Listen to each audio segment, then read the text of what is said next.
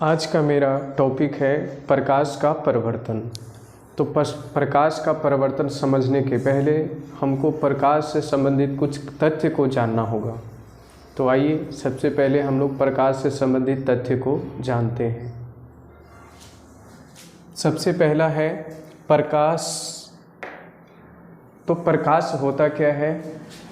तो प्रकाश वह कारक है जिसकी सहायता से हम वस्तुओं को देखते हैं, यानी कि एक प्रकाश क्या है? कारक है, और इसी के मदद से हम वस्तुओं को देख पाते हैं। जैसे हम लोग का कान है, तो कान को भी सुनने के लिए माध्यम की ज़रूरत है, वो माध्यम क्या है? वायु। उसी प्रकार हमारा जो है आँख को देखने के लिए है ना, लाइट की आवश्यकता होती है, यानी कि प्रकाश की आवश्यकता होती है।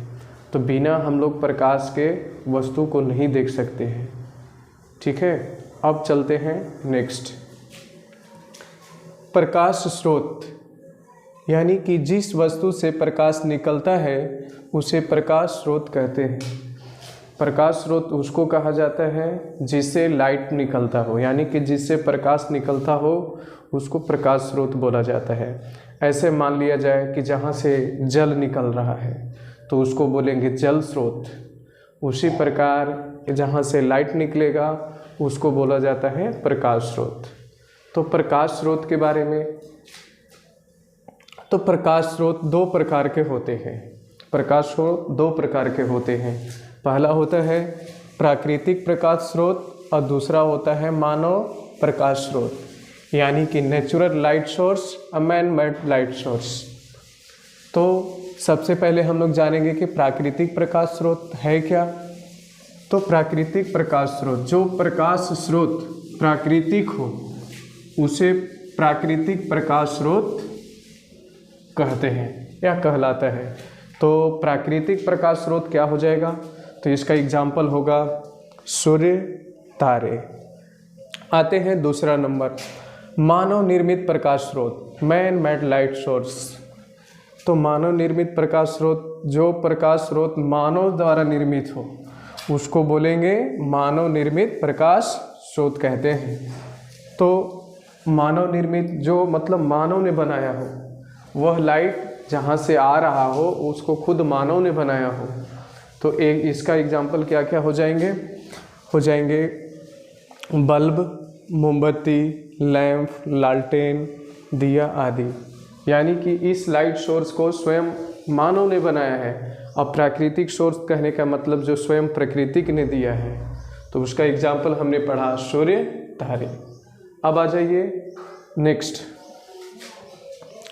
प्रदीप्त या इसी को बोलते हैं दीप्तिमान वस्तुएं।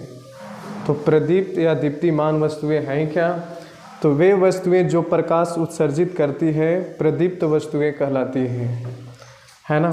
कहने का मतलब है कि जो इस वस्तु से लाइट निकलेगा, प्रकाश निकलेगा, उसको बोलते हैं प्रदीप्त या बोलते हैं दीप्तिमान वस्तु। तो ये कौन कौन हो जाएगा? सूर्य, बल्ब, मोमबत्ती। यानी कि प्राकृतिक और मानव निर्मित दोनों हो जाएंगे प्रदीप्त में।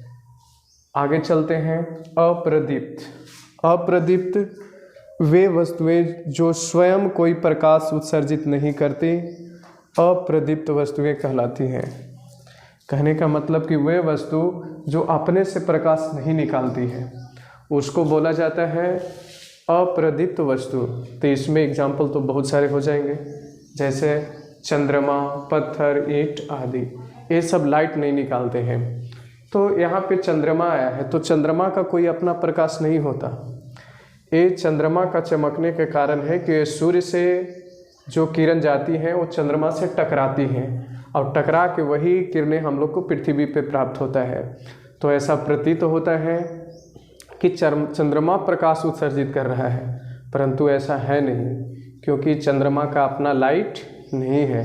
ये लाइट यानी कि प्रकाश की किरणें सूर्य से आती है चंद्रमा तक और चंद्रमा से टकरा के पृथ्वी तक आती है। तो हम लोग को ऐसा प्रतीत होता है कि चंद्रमा चमक रहा है, लेकिन चंद्रमा का चमकने का कारण सूर्य है, यानी कि सूर्य का प्रकाश। अब आते हैं हम लोग प्रकीर्णन। तो प्रकीर्णन है क्या? तो इसको बोलते हैं इंग्लिश में स्कैटरिंग, है ना। तो प्रकीर्णन यानी स्कैटरिंग, स्कैटरिंग के मतलब होता है बिखराव। तो पहले परिभाषा समझते हैं कि प्रकाश जब सूक्ष्म कण पर पड़ता है तो वे कण उन पर पड़ने वाले प्रकाश की कुछ ऊर्जा को अवशोषित कर फिर उसे चारों ओर विकिरित करते हैं। इस प्रक्रिया को प्रकीर्णन कहा जाता है। यानी कहने का मतलब क्या है कि प्रकीर्णन मतलब होता है बिखराव, यानी कि बिखर जाना। तो जब प्रकाश चलती है ना तो हवा में मौजूद धूल कण से टकरा जाती है।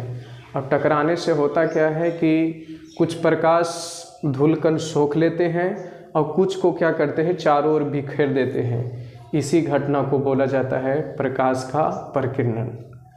तो इसके आगे और भी है जो हम लोग नेक्स्ट वीडियो में पढ़ेंगे।